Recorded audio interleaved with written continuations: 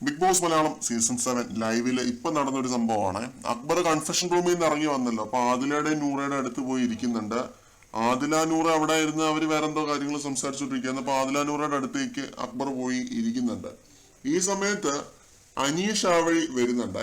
Adila Noora already പറഞ്ഞു പറ്റിച്ചോണ്ടിരിക്കുകയായിരുന്നു. Secret task big boss തന്നതാണ് എന്നുള്ള രീതിയിൽ പറഞ്ഞു പറ്റിച്ചോണ്ടിരിക്കുകയായിരുന്നു. അനീഷ് ആ വഴി വരുന്ന സമയത്ത് അനീഷിനെയും പറഞ്ഞു പറ്റിച്ചു. എന്താണ് സീക്രട്ട് ടാസ്ക് എന്നുള്ള രീതിയിൽ ചോദിക്കുന്ന സമയത്ത് പറയുകയാണ്, എന്റെ ഷഡ്ഡിയല്ല അനീഷയുടെ കഴിയണമെന്ന് പറയുന്നുണ്ട്. അപ്പൊ അനീഷ് ഒന്നും മിണ്ടുന്നില്ല. അനീഷ് ആ പില്ലോ എടുത്തിട്ട് അക്ബറിനെ നേരെ എറിഞ്ഞിട്ട് ആ വഴി നടന്നങ്ങ് പോകുന്നുണ്ട്.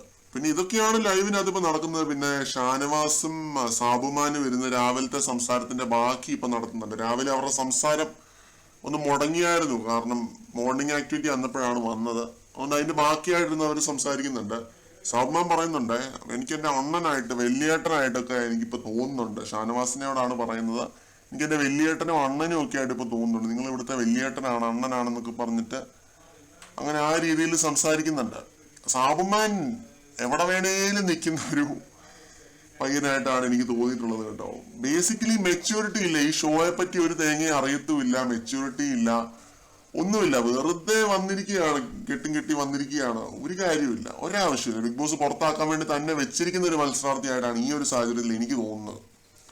ഇതൊക്കെയാണ് കൂടുതൽ ലൈവ് അപ്ഡേറ്റ്സുമായിട്ട് വീണ്ടും കാണാം.